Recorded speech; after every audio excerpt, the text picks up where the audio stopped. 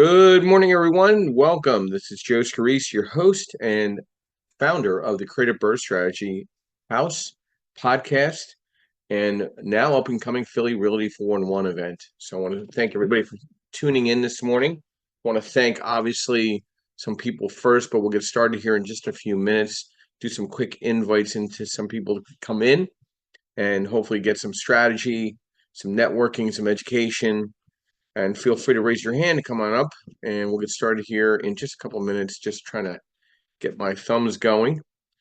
I have to say, looking back, with Jordan Perkins, our social media strategist, and I'll thank our sponsors in a few minutes. We are the only house here in Clubhouse, one, that has national events throughout the country. Two, offers educational worksheets for their listeners. Three, offer CE accreditation courses for the licensed real estate agents. And then four, a live podcast with an opportunity to market yourself online via Apple, Spotify, Amazon, YouTube Live, Facebook Live, and now soon to come, hopefully in the next weekend or so, LinkedIn Live. We're really trying to push the lever here. We want to separate ourselves, obviously, from the other groups and organizations that are out there. Listen, they serve a purpose, but we want to serve a better purpose for our listeners and our audience, and hopefully provide opportunities. I'm constantly emailing out worksheets and having strategy discussions with our listeners every week, which I want to thank everybody. First, let's get started here with thanking our sponsors, of course.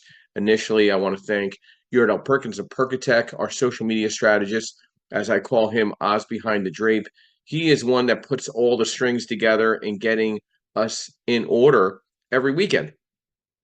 And he helps us provide all the social media buckets and marketing for our podcast. And we're always constantly having deep discussions on what to bring to our audience. Two, I want to thank Realty 4-in-1, a national publication for real estate educators and services throughout the country. Linda Pelagas, she has been instrumental in, you know, me bringing a more of a national presence to our discussions. I've had the opportunities of working with her in LA, Dallas, Fort Lauderdale, Philadelphia, New York.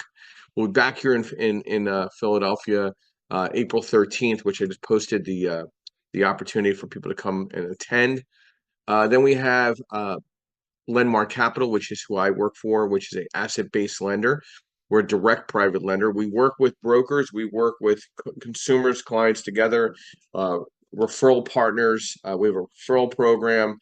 If anybody would like information on that as well, please reach out to me. I'd love to set you up as a referral partner with us at Lendmark Capital. And then we have MB Capital, which is our unsecured business line of credit service providers, which I'm a referral partner for. And we provide unsecured business lines for real estate professionals and investors throughout the country. So let's dive into our subject today. Low inventory market strategies for real estate investors. This can go a couple different directions. And we'll try to take it a couple different directions, of course. But it's to a lot of people when you go to some of these events, real estate investor events. Oh, the inventory.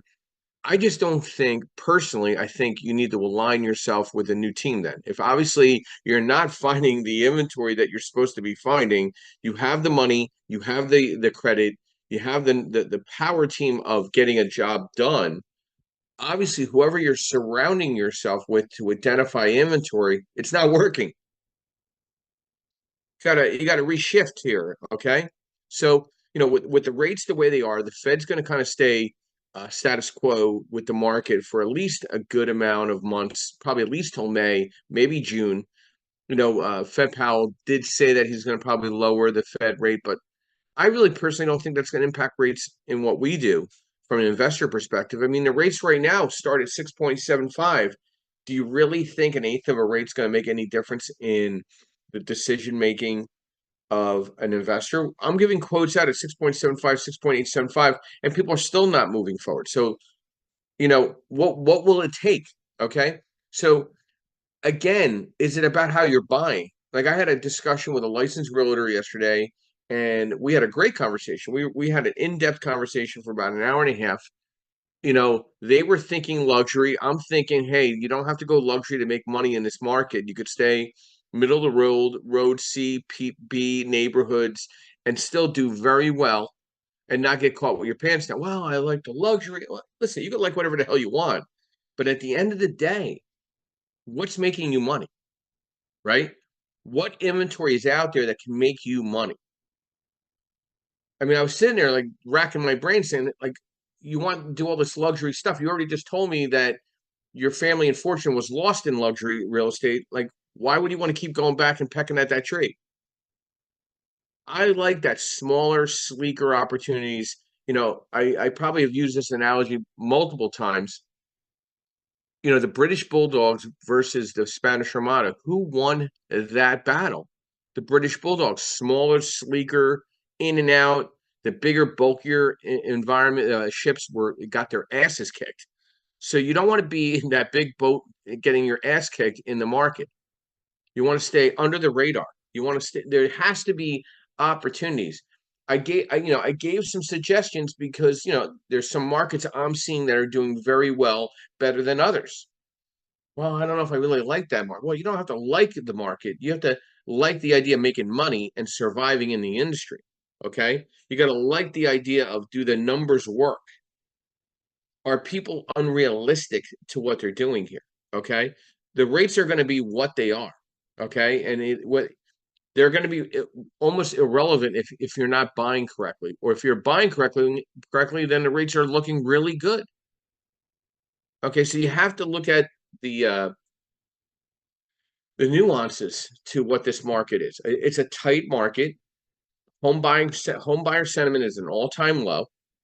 Nobody wants to go out and they think rates are going to come back to 2 to 3%. Good luck with that.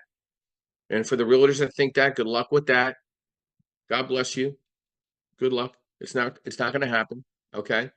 Your rates are going to fall somewhere between 6 and 7.5%, 6.5 and 7.5% for the next several years, whether you like it or not. Get over it. Okay. Now let's get back to work. And how do you identify opportunities in a tight market, right?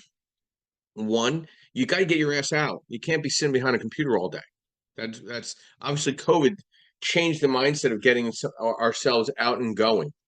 All right. That's one thing. Two, you got to get used to start surrounding. You got to have meetings with people. You got to develop an in-depth market knowledge to what you're doing here. Okay. You can't depend on others.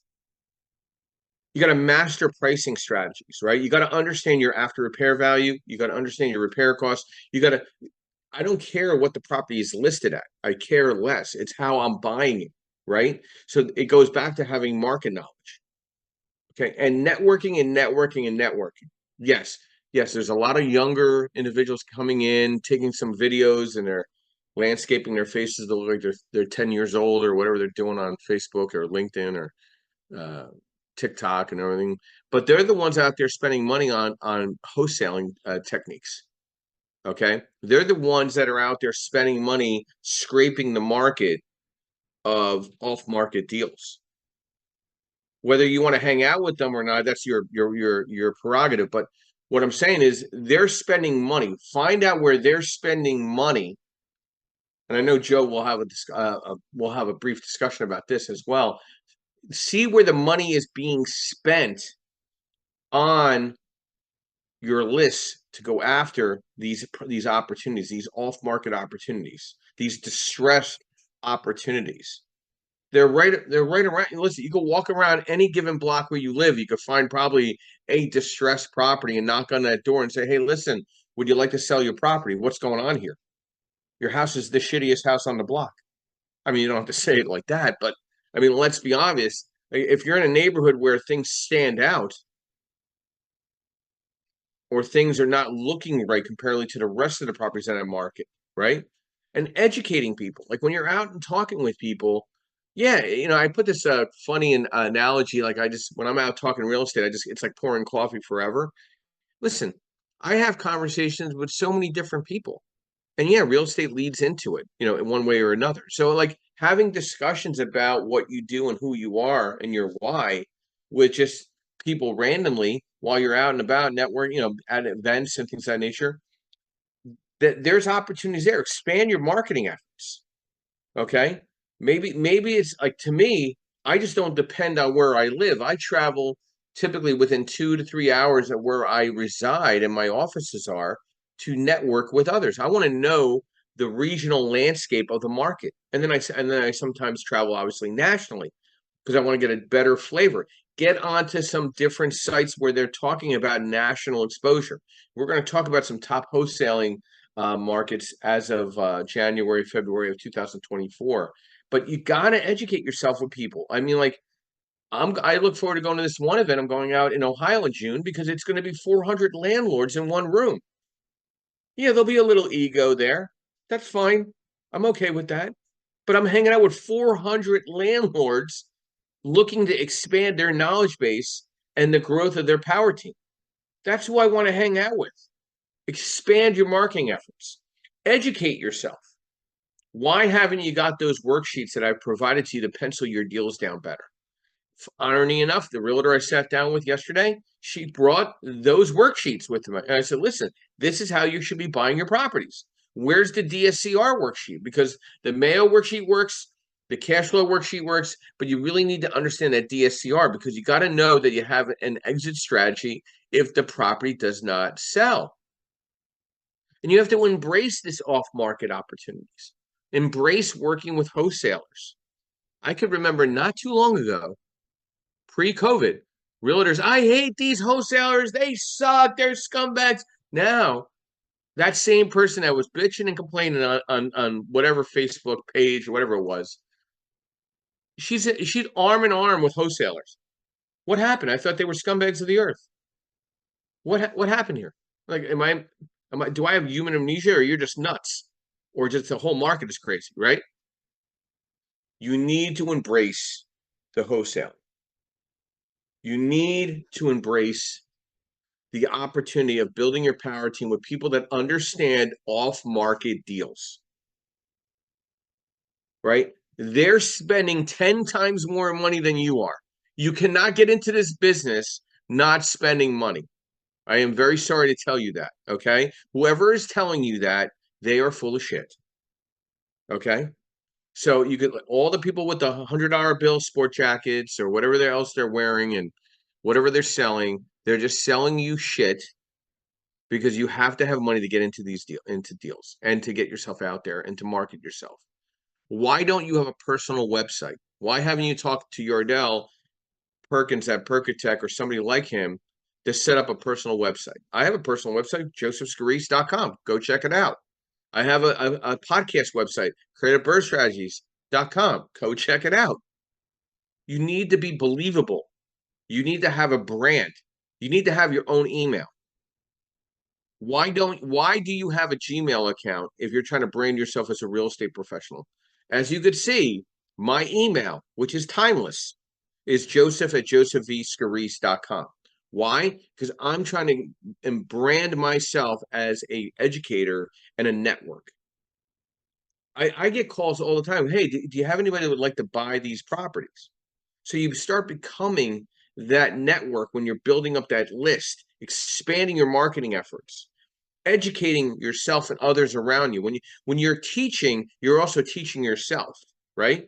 And embracing the off-market opportunities with wholesalers, I think, is probably the most important piece of the low inventory market strategy for a real estate investor today. Be ready with your money. Know what you need to get into a deal. Stay adaptable and patient, and invest into professional development. Take courses that are going to sharpen your skills. No sell-a-thons, but educational strategy courses. Maybe personal development. Get yourself out of your own way. And always try to provide exceptional customer service to whoever you're working with. Now, again, I try to take every phone call, every email, every text, and I try to respond back within a specific amount of time. Okay? When somebody tells me that they can't get me on the phone, either they have the wrong phone number, they're not really calling me, and they're just making up stories. And that's okay. That's for them themselves, because I know I return every call, every email, every text. Good, bad, or indifferent. I treat everything the same. Treat everything the same. Yeah, does that have anything to do with a low inventory market strategy? Yes. Communication 101. Marketing 101. Power team building 101. Be adaptable. Be the chameleon 101. Understand your market. Expand your market 101. Building a wholesale team is having the right mindset and preparing your company for growth. Hiring the right or retaining the right talented team members, very important. One, a good office assistant, maybe a VA could work, a good processor that understands how to process files, somebody that can help you market or direct, like a social media branding specialist, an acquisition specialist, that could be a wholesale, a selling specialist, somebody that understands the agency perspective, a licensed agent, a runner, somebody who's knocking on doors, knocking on all kinds of opportunities, because there's a lot of wholesalers that don't have money. Maybe you're the money person. And avoid a lot of the pitfalls in building that wholesale team. Do not expand before you're ready. Understand the markets that you're in. Do not expect immediate returns. Expansion takes time with new wholesale team members. Have patience. Invest in your business during the expansion phase. Right now, like Yordell and I are looking at how to expand the podcast correctly. We want to make sure our podcast is going to correctly. We're not interested in interviewing people unless they are interested in us interviewing them. We're not chasing people down. We'd rather podcast a podcast till further notice. We like this. We like giving this 60 to 90-minute opportunity. So, you got to look at your business and what do you want to be at? Do you want to be at 15 properties? Do you want to wholesale a couple of properties and build up cash? Do you want to build up a team where you're seeing consistent rainfall of opportunities? Pick some of the good ones for yourself, split with the others, and then put out the rest of them to the farm to wholesale. What do you think wholesalers are doing now? Since asset-based lending works for wholesalers now, we don't need tax returns. Your competition is the wholesaler. You better either get in bed with one or become a damn good wholesaling team. Joseph, good morning and welcome. Thank you for your patience. Brief overview, who you are, what you do, and thoughts to a discussion this morning, low inventory market strategies for real estate investors. Hey, good morning, Joe. Great topic as always. I don't know where you come up with them, but you come up with some pretty nifty topics. I'm a nifty kind of guy. What was that? I'm a nifty kind of guy. So, no, really good topic, and inventory was something that we were always talking about, especially when we were talking about last year. It was a big subject of that was discussed on almost every real estate investor platform about the inventory or lack thereof, and wholesalers really became the primary source of opportunity for investors, because they were finding the properties that the realtors weren't interested in listing, right? The hard to sell properties. So I think wholesalers were really thriving at that point, right? I think as the economy slows and things start happening where the inventory maybe rise, and also with this NAR lawsuit that's coming up, I think realtors may be more interested in taking the hard to sell properties and putting them on the market and doing the work and letting the listing sit a little bit. So that landscape may change. But you're right. The wholesalers are doing a lot more marketing than the realtors. And realtors for the last couple of years have had the opportunity to just sit back and let the listings come to them when they were open, right? So, I mean, when you start talking about low inventory, and I just posted in the chat, Jeff had a good comment, right? Joe, my goal is one a year, right? That's my goal. I have a W-2 job that keeps me extremely busy. My goal is one property a year. I didn't buy anything last year because the numbers just didn't make sense. And I found all my properties on the MLS. And now I'm closing 2 properties back to back, which is unheard of for me, right? From one a year to now I'm closing in February, and then I went into contract in this month, and I'm closing on April 12th on my next rental.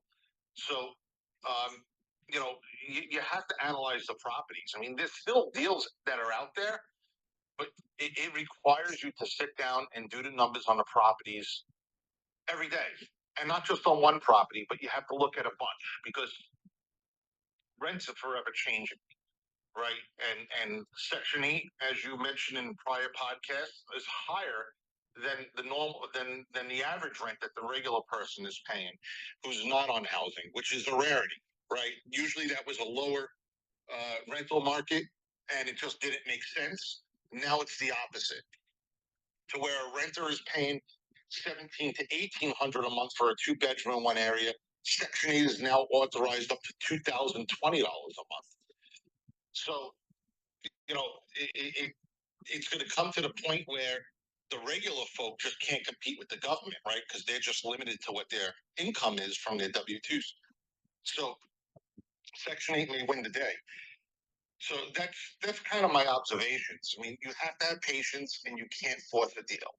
It's one thing that someone who told me, who's not even involved in real estate, and I was talking to him about this deal a couple of years ago. He goes, Joe, whatever you do, don't force it. If you force it, you're going to lose. And they were 100% right. And this is someone who's not involved in real estate at all. It's just an older, wiser person. And I think that goes for everything in life. But, that's my opinion on how this works, Joe. So, Joe, you didn't bring up one thing, which was it's brilliant. You didn't make any discussion about what the current rates are at all, No, the rates don't matter. right? I have a mortgage on one of my rental properties at 7.8%. And I should be looking to refinance that, right?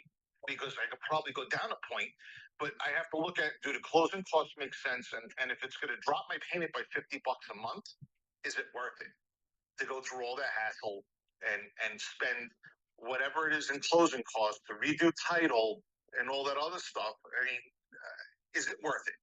I mean, I don't understand why we're paying for title again when we own the property, refinance it. That's a whole nother thing. But is it worth it? So no, I have a property sitting at 7.8%. I have access to money on HELOCs at 10.49% and another HELOC at 7.75%, which I haven't used yet.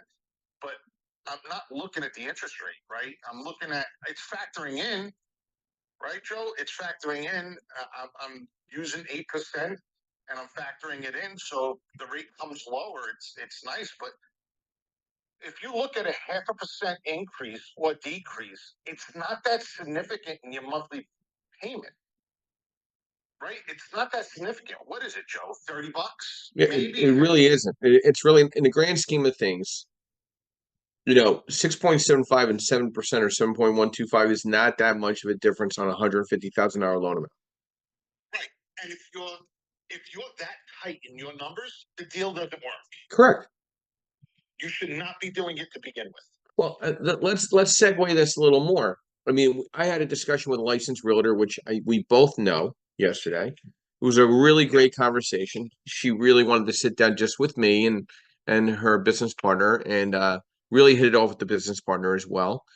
And she showed me all the properties that are on the MLS in this one market. I said, why aren't you making an offer on these all these properties look like they've been on the market for more than 90 days. It's a very tight market, right? There's a reason why those properties are on the market for 90 days. They're shit, or they're not priced correctly, or whatever the story is. I don't really care. Okay. Why aren't you making an offer at 60 cents on the dollar on every one of these properties over and over again every 30 days while these properties are still in the market? Well, I don't know. It's called elbow grease, man. Get your shit going. And she's like, I lit her up. I'm like, you got to get out there. You have identified a market that could work for you based on your financial circumstances. You have other people that would probably invest in you if the deals make sense. What are you waiting for? Are you waiting for a smack in the back of the head and somebody else doing it for you? Because nobody else is going to do it for you. Okay? There is still opportunities on the MLS as well as wholesalers. Now, the wholesalers, they're just throwing shit up on the wall and hope they stick, and they're keeping the good stuff for themselves because obviously asset-based lending is now working in their favor where they don't need tax returns to close on the deal. There's enough private money out there to justify them surviving and having their fake Rolexes and taking pictures in front of cars they don't own and airplanes they don't own, and stretching their face out on those those videos making themselves look like they're 3 years old and they're like 42. But whatever. Joe, we can't get away with that because we're just naturally good looking men. You know what I mean? So so knowing that we can't use our great looks for, great deals, is there still opportunities out there in just making lowball offers on MLS deals? Thoughts? Absolutely. I mean, and I wouldn't call it lowball. I call it reasonable, right? I mean, listen, as an investor, you're never going to be able to walk into a turnkey property that's going to be fit for a homeowner, right? You're never going to be able to compete with a homeowner. I don't care who you are. No one can compete with a homeowner because they're willing to pay more. They have the advantage of a 3% down payment, and they have the advantage to some of them now have what are they doing? That grant for first-time home buyers, right? So Yeah, you but can get but that's for stabilized properties. What about the properties that are blighted that don't meet those conditions? yeah, you need to sit and wait. I mean, I can tell you that there's stupid investors out there, right? I just looked at a property today listed for 194,000, Joe. It's a 2-bedroom, 1 bath in Cyclaville. The going ARV is 130. 190 is what they're asking for 3 bedrooms, townhomes. They bought this place for 115,000 last year. I saw this place and I said, "There's no way that you could buy this for any more than 30 to 60,000." The house was destroyed. I mean, the front door was off its hinges. So someone broke in. They ripped all the copper pipes out. All the appliances were gone. The flooring was completely destroyed. There was holes in every wall. Um, it's obviously that there was squatters in there or whatever they were doing in there, or what at night or what have you. It needed easy, I would say, $100,000 in work. They bought this for 115, and now we're trying to sell it for 192 when it's not even valued. Because I own a two-bedroom in that same vicinity, and the value is about 130. They don't know what they're doing, and they were again. It goes into don't force a deal. Um, so yeah, there's opportunities that are out there. I just bought a condo that was listed for 130,000, and I picked it up for 100,000. That's because there was a tenant that was already in there paying below market rent. Yeah. And it was sitting on the market for 60 days. And I explained to the realtor, I used the seller's realtor. I explained to the realtor, I said, "There's no way that this place will be going for 130,000 when the tenant's only paying $800 a month. It doesn't make sense. Nobody could pick it up. And by the way, it's a Section 8 tenant that is renewed for another 12 months. So now you're asking an investor to take a hit every month in order to get it up to market rent, and they don't know if they could do that. So it just doesn't make sense. And I was able to get that place for $100,000. Well, So what's interesting is I don't think there's the more experienced investor still is not fully aware of the asset-based lending versus traditional lending landscape and what it offers. Um, I feel we're this spring market, Joe. I think it's going to be flat. Okay. I don't. I mean, I think we have some interesting job market issues depending on where you are throughout the country. Everything's kind of going toward the middle.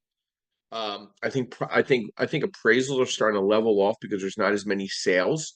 So you're seeing not a massive drop, but you're seeing a leveling of appraisal values, okay, or even a decrease in some of the urban versus suburban settings. You as an investor, whether it's here or somewhere else, you know, is this an opportunity of low inventory market in the favor of real estate investors finally this year? I think it's going there. I mean, I think I haven't heard the term, marry the house, date the rate lately. Yeah, And thank I God. think that's because a lot of home buyers were being told, hey, they're going to lower rates next year guaranteed. And there was a lot of talks about it. And what happened? Nothing. Oh, we're not lowering rates, right? You're lucky if you get 2 or 1 rate decrease this year by the Fed. The Fed saying that, right? Yeah. I think the buyers are realizing, hey, this date the rate may go for a little bit longer than expected as a relationship. And you couple in with the job losses and the softening, but I also think there's more to come, right? Because we are a debt-based society, right? Our dollar is based on the debt that's rolled. You start looking at what's going on in commercial real estate, and you start seeing the banks will start tapering off their lending. And when they stop lending, that's when it becomes a problem. And it doesn't matter what the inventory is, Joe. It's about the banks are tightening up the lending. That means there's no money in the market. Mhm. And when there's no money for people to get, that means the houses can't sell.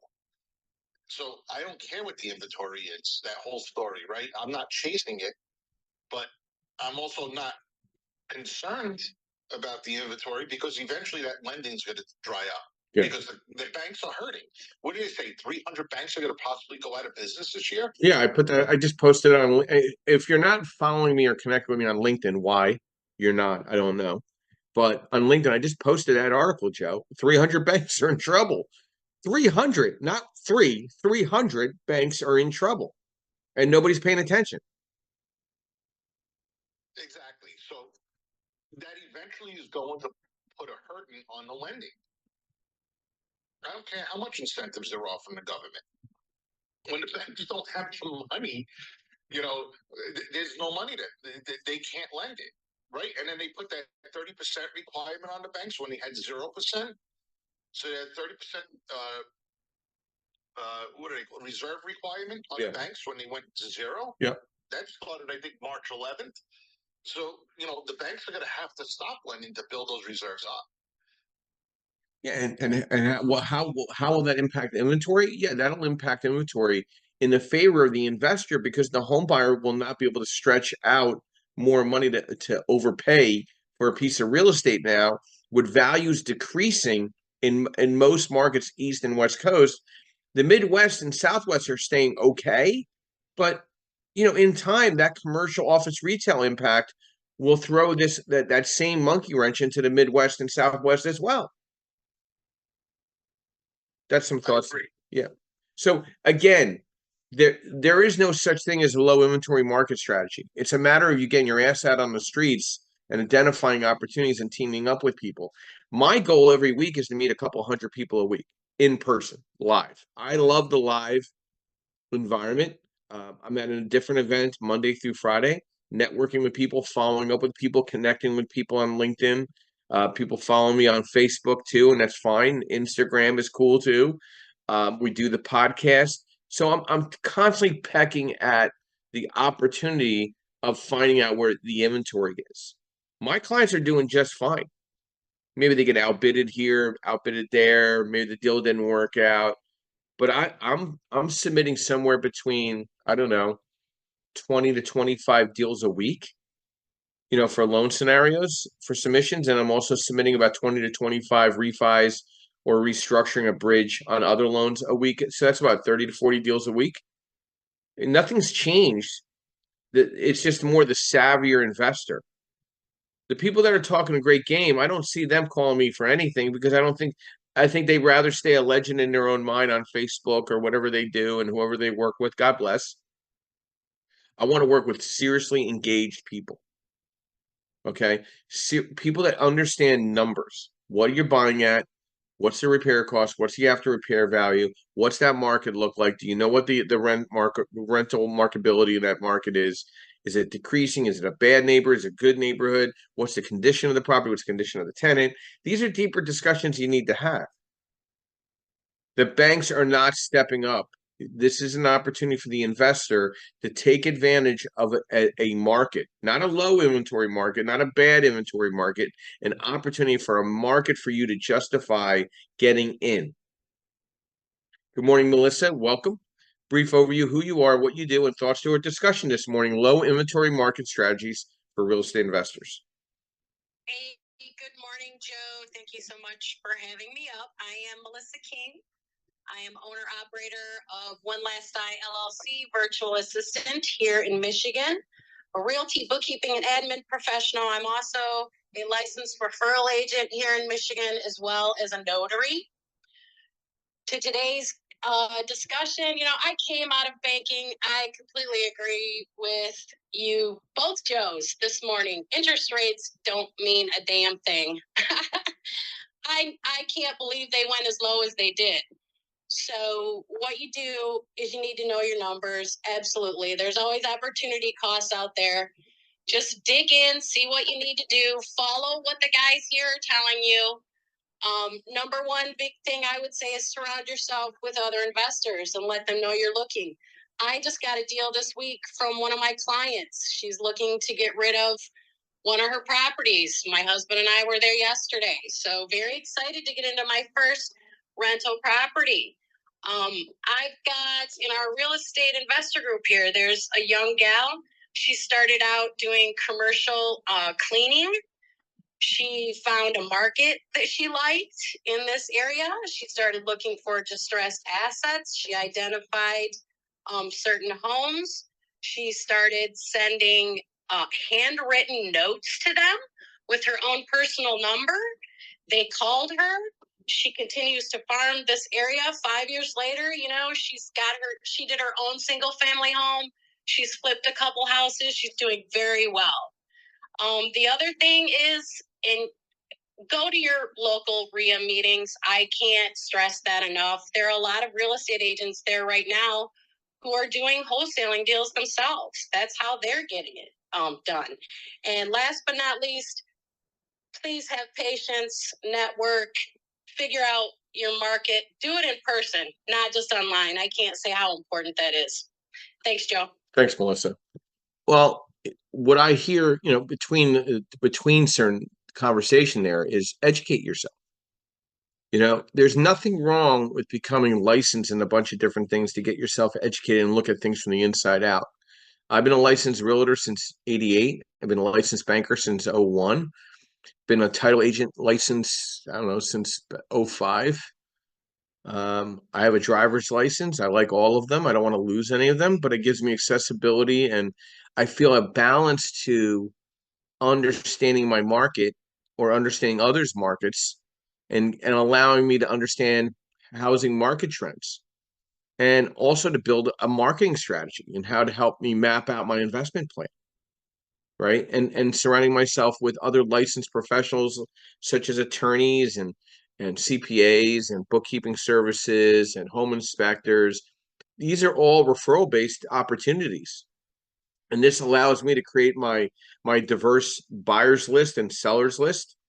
Okay. This allows me to find the right sellers, people that understand that they have to get rid of the property. It kind of avoids the unrealistic, uneducated real estate agents that are out there that are listing some of this inventory. And it allows you to network and find properties and view listing opportunities and perform your due diligence and allows you to understand how to put together purchase and sales agreements and things of that nature. So getting licensed in this market, I don't know enough about the NAR settlement to just tell me. All it's telling me is it's gonna help the better educated real estate professional do much better than the uneducated. I think that's a good thing. I think you need a cleansing of all these industries anyway. You need a massive reset. So I think it's a great thing, actually. Anytime that there's a lawsuit cleaning up shit, I think it's a good thing, actually. Good morning, Justin. Welcome. Brief overview, who you are, what you do, and thoughts to our discussion this morning, low inventory market strategies for real estate investors. Yeah, good morning, Joe. Good morning, everybody. Really stuff morning. I like to lean in on really making sure your knowledge base is accurate. One of the things you guys were talking about is how poorly people were underwriting deals, so on and so forth. And you also mentioned how some banks were having issues. Well, one of the examples I think I brought up a couple of weeks ago is having a friend, and one of his strategies right now is buying, older houses in the hood or what have you, and doing everything all cash. And he's telling me that he's willing to do this because of the appraisal that he's getting. It's subject to appraisal. However, right, this I don't believe in the values that the bank is presenting. They're presenting values of 140 and 150 and 160, in neighborhoods that in my decade of being licensed plus never have gone over $100,000 in that neighborhood. And so sometimes, right, even the professionals, right, other professionals need to be checked. So you need to know enough about the risk that you're taking. You need to, find your way to navigate in this industry. So this thing is big on navigation as far as being a successful real estate entrepreneur. You've heard both Josephs, Mr. Martella specifically, talking about all the pivots that he did. Talk about why he made the conscious decision not to buy last year, but this year it turned out that he ran across opportunities back to back. So there are a bunch of things that we can learn from that, right? And as far as finding properties off the market or working with wholesalers, I really feel like it goes back to educating yourself once again, because all the wholesalers are doing is they've committed to one strategy or two strategies, right? And those strategies is what they decide to go into business for. Those strategies are open and available for everybody. I've done a number of wholesale deals. I do not consider myself a wholesaler because I do not run a wholesale business like a business. But if there's an opportunity, I am known to be really good at going target properties for people in my city. So, those are my thoughts. They're great people to work with. But look, I give you a tool. You can come to my house, man. I got tools everywhere. But you're going to need to know how to use the tool in your daily life. So I think educating yourself on the ways to use your lender, on the ways to use your wholesaler, your realtor, based on where you're trying to go and what you're trying to build for yourself.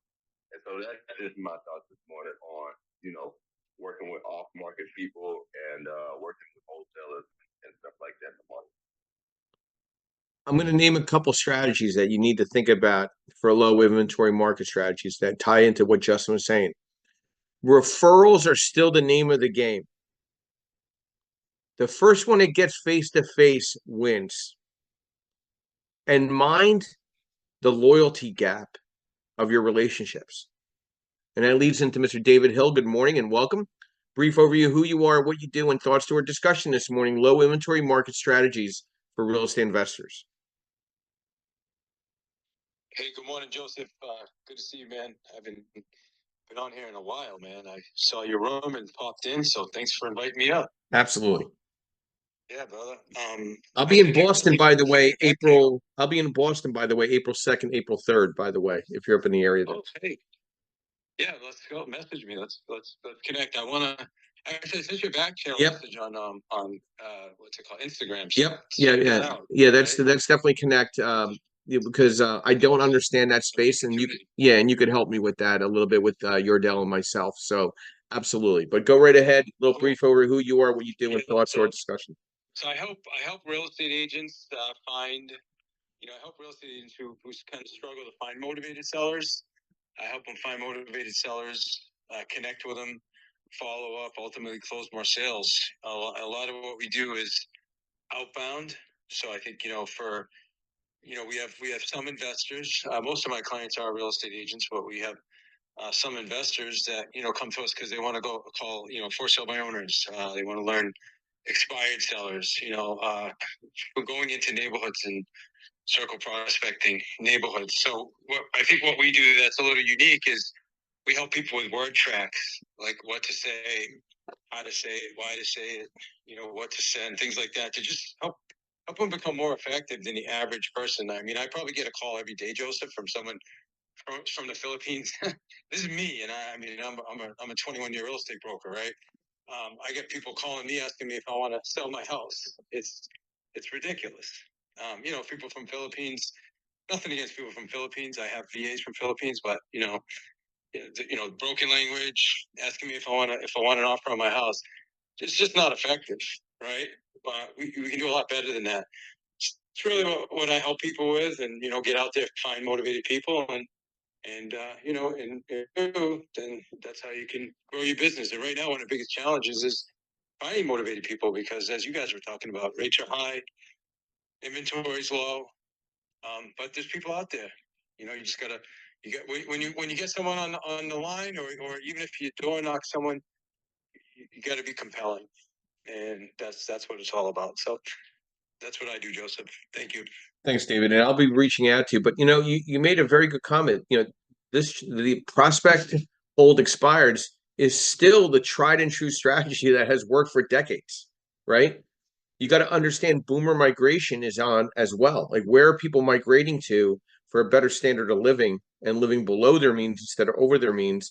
And then understanding the remote work environment, like understanding where that is and how that will impact your rental bottom line or your sales or the opportunities where people need to move out of necessity, because don't people are not moving otherwise. Why would you leave a 2.5% rate on a 15-year mortgage unless you had to leave or you died? Somebody then is leaving on either way, right, when they pass. So you got to think about a lot of these reasons and strategies to low inventory market opportunities and tips. Darren, good morning and welcome. Brief overview, who you are, what you do, and love to get an update to what's going on down in Philly with your construction opportunities that we got introduced on. Love to get a little update of what's going on with you and those properties as well. Darren, are you there? We lost Darren, but we'll try to get him back. I don't know where he went. He disappeared on me there. All right. We'll go to Ellis. Ellis, good morning, and thank you for your patience. Brief overview, who you are, what you do, and thoughts to our discussion this morning. Low inventory market strategies for real estate investors. Oh, thank you for bringing me up, Joseph. My name is Ellis San Jose. I'm a full-time investor based in Southern California. I've been doing this for about 3 decades now. I'm also licensed as well. I've been a broker for about 13 years, 15 years now. I've always bought stuff off market. My specialty, my specific niche is I identify properties that have title issues and have missing owners, so that I've never really had a problem of competition. Really, there's not a lot of people that go after that specific niche, and it's very lucrative if you know how to solve problems at an area. But I also teach creative marketing and creative acquisition strategies to investors, and I talk to agents a lot and their frustrations, and going after the expireds and the for sale by owners. Yeah, sure, that's been around forever, but there's so many other niches that agents just don't expose themselves to all the possible creative niches that you can go out there and bringing a skill set to solve those problems. And that really sets you apart from everybody else that's doing the same thing. You kind of have to zig when people zag. You really got to figure out ways where there isn't a big crowd going after the same thing, because there's a ton of people calling the expires. There's a ton of people calling the for sale by owners, but there's rarely a person that calls somebody that has a title issue, that has code enforcement issues, along with delinquent property taxes, along with something that's caught in litigation. So please spend time to really understand all the available niches and then develop the skill set to those niches. And trust me, you will stand out. You will be that person, the go-to person in that niche, and people will call you. I get referrals from attorneys all the time. And it's a worthy journey to develop a niche skill set so that people are seeking you out instead of the other way around. I remember when I was getting burned out decades ago, and I was like, God, I got to do something different, because I cannot be like everybody else. I've got to really prove to the marketplace that I'm actually very unique, and there's not a lot of people that can solve their problem. So that's kind of my 2 cents on the matter. But great topic. Thank you, Ellis. And you know what, being that go-to person, that strategist, being that individual when you walk in the room, you're the host either way or hostess either way, even though you're not hosting the event.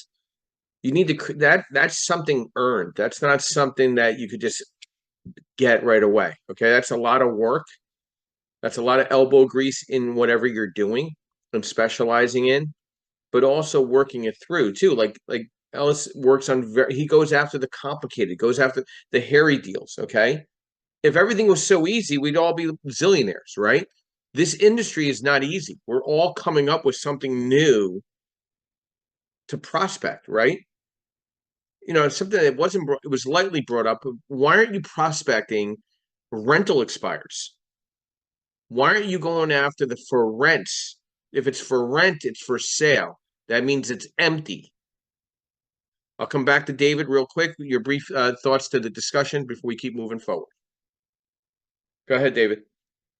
Thanks, brother. Appreciate it. Yeah, I loved what Ellis just talked about because there's out there in that space, that distressed space. We used to do it a long time ago. I just wanted to make a point, when it comes to for sale by owners and expireds. I think what you'll hear is a lot of trainers or people kind of group them together and they're not the same. That's the thing. You got two complete different psychologies with as expired. They had a home on the market.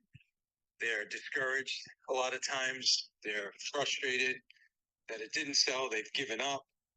That's a completely different conversation than somebody who was trying to sell a home themselves because they don't want to pay a commission in most cases. So if you think about martial arts, the difference between a white belt and a black belt. Does anybody know the difference between a white belt and a black belt?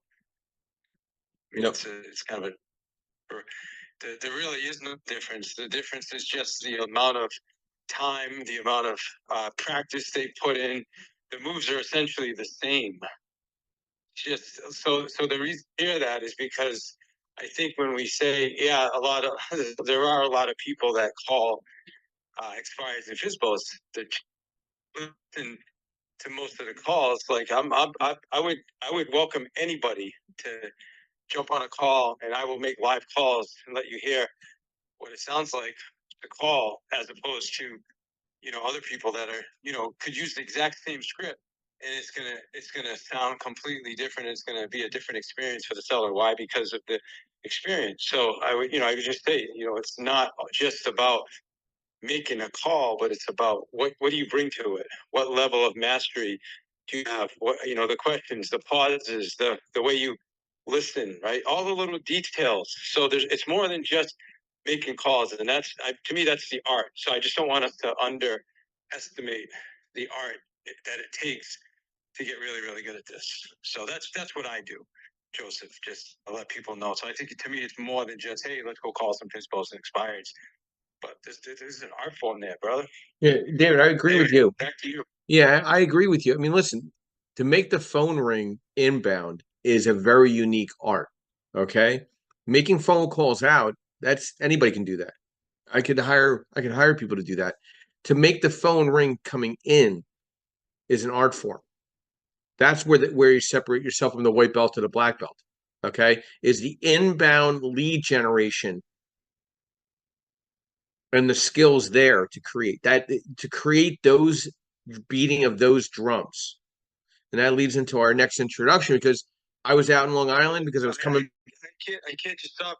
Anybody can do that, because that's the point. Not anybody can do. No, I know. And that's the challenge. When you say anybody can do it, anybody can pick up the phone, but it's not effective, Joseph. That's no, I know. I mean, if you listen to people making calls, we get calls all the time. But I do agree with it. If you can figure out how to get people calling you, that's the next level. Yeah, well, you got to create. You got to understand. Yeah, the art form of creating breadcrumb for the pigeons to come and flock in your playground is a unique opportunity. And again, it's about providing outbound education, outbound motivation, outbound inspiration, and then also an outbound opportunity of bringing people together in a network.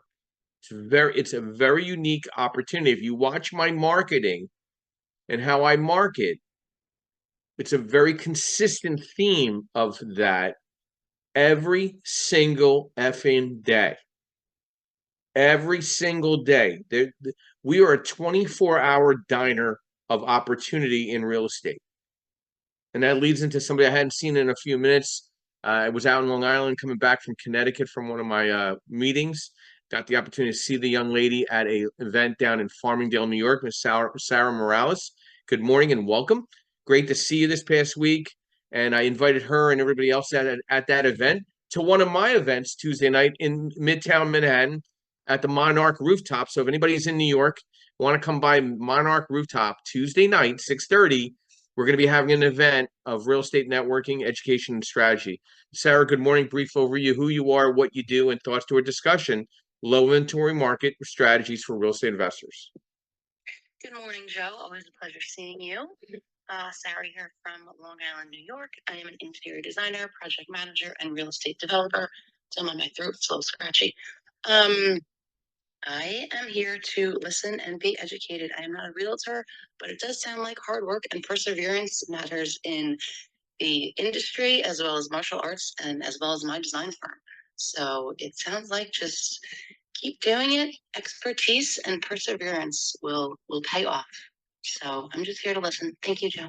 Thanks, Sarah. Hope to see you Tuesday night in Midtown Manhattan. We'll lead real quick into the best cities to wholesale real estate right now.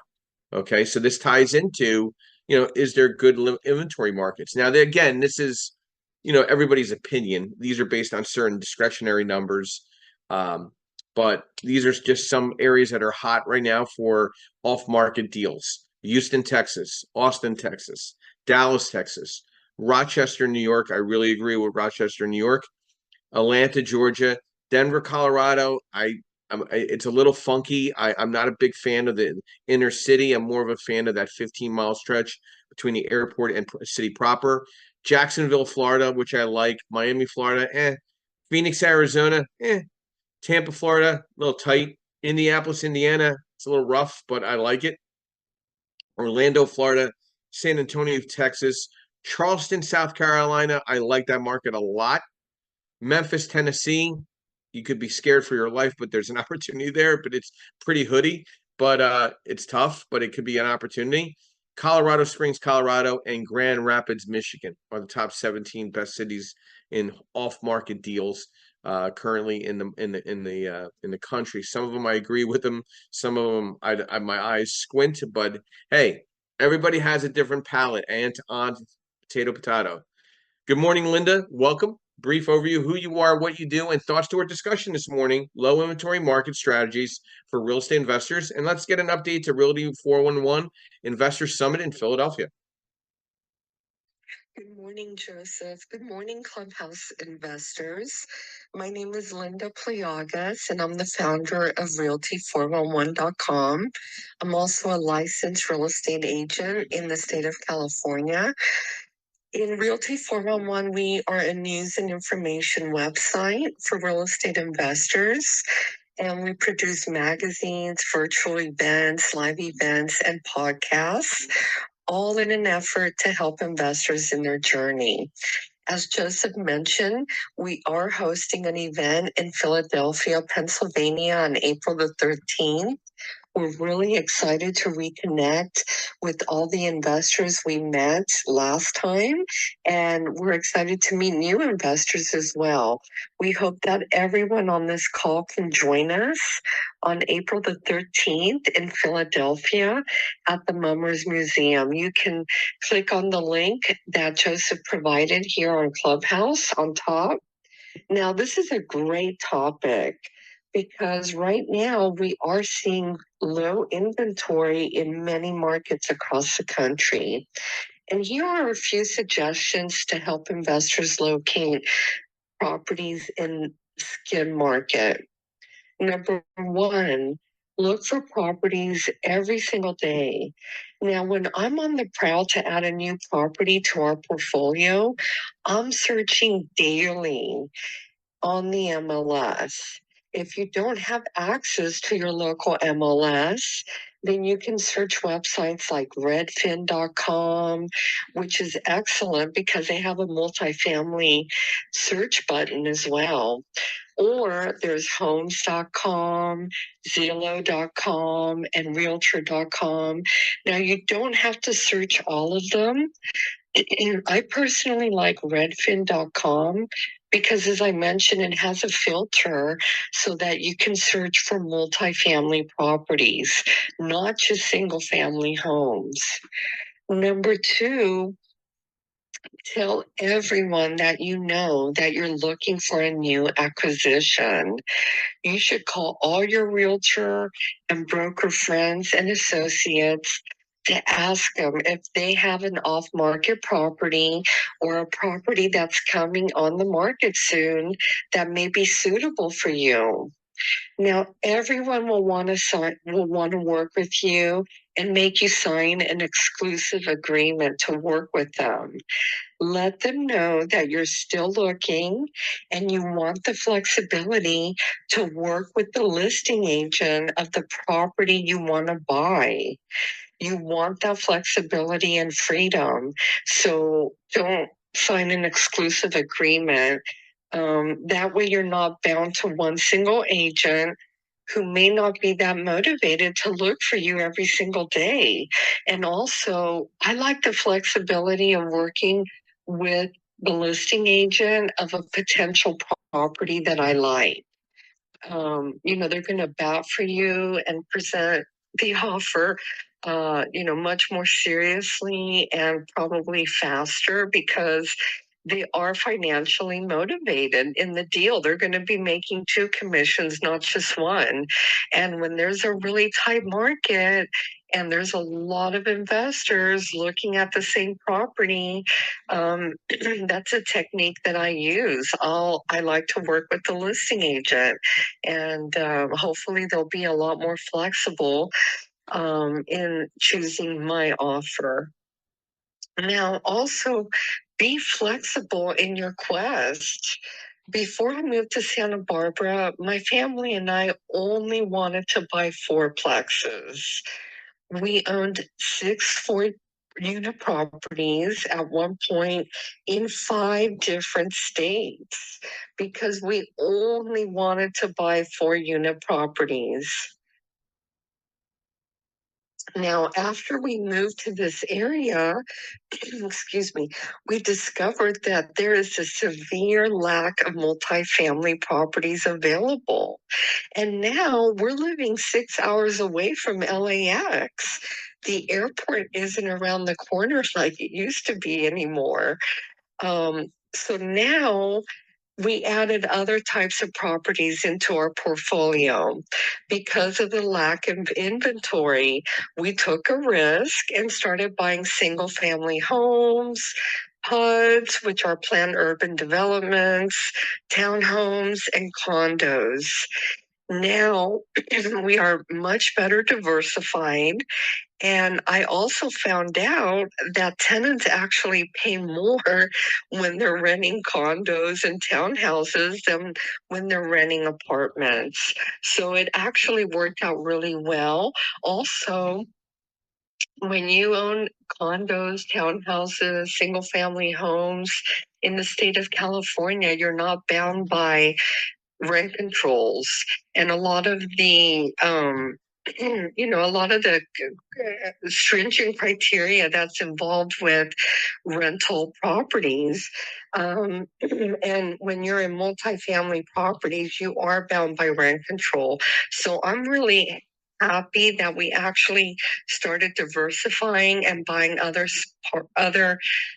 properties and not just multifamily properties, because now we can avoid a lot of the rules that are associated with rent control in California. Back to you, Joseph. Thanks, Linda. I really look forward to the opportunity of collaborating with you year 2 here, in Philadelphia. I think we're going to have either near equivalent of the attendance or better, but I think the way that we're having it at the Mummer Museum is going to be so much better than at the hotel. We have breakfast, we have lunch, we're going to have like music, we'll have everything all set up there where it'll be just about us and the attendees, which I think will be a lot of fun. And I really do look forward to it again. Some final thoughts to our discussion, really, where is the opportunity in the low inventory market strategy with economic uncertainty? Okay. You got to understand some things here. Negotiating real estate deals and understanding economic uncertainty requires a combination of strategic planning, flexibility, and understanding market dynamics, research market trends, understanding the motivation of the buyer or the seller, setting realistic goals with yourself and your team, building rapport and trust, exploring creative solutions, emphasizing value propositions, negotiating terms and conditions, staying flexible, creating a professional circle of power team players in your world, understanding documents and implementing these strategies, can navigate effectively during times of economic uncertainty. Joseph, your final thoughts to our discussion this morning, low inventory market strategies for real estate investors. Joe, what an amazing room. And I think, anybody listen has something to walk away with here. I'm going to stick with what I said initially, right? Don't force a deal. Just sit out there. And Joe, we all talk about rich dad, poor dad. And one thing that you said to that realtor, which is the basics, right? If you see 10 properties, make an offer on all 10. Why just make an offer on one, right? So, great room. Really do appreciate it. Good topic. Thank you, Joseph. David, your final thoughts to our discussion this morning. Low inventory. We just lost David, but I'll be following up with David. David came up with an idea that I like, so I'll be reaching out to him. Thank you, David, for coming in the room for a few minutes. Melissa, your final thoughts to low inventory market strategies for real estate investors. Same thing I said. Have patience, network, and do some marketing in person. Get out from behind that desk. Thank you, Melissa. Listen, we try to provide something a little different here in this club. I think we've always been a little different.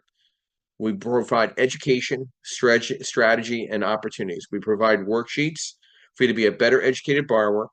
We provide you a CE course if you would like me to come out and teach CE to your licensed agents in either your investor group or your RIA.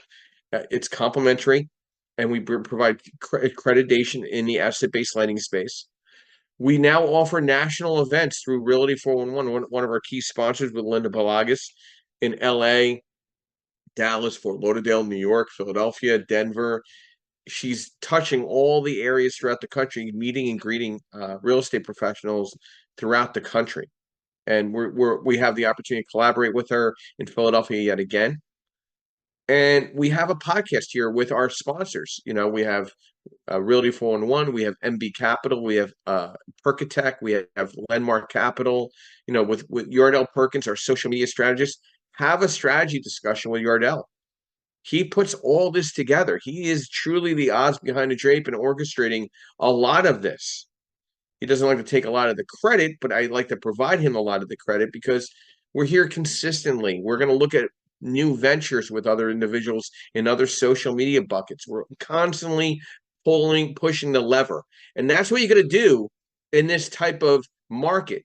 There is no such thing as a bad market. It's a great market. It's a great opportunity, no matter how you look at it.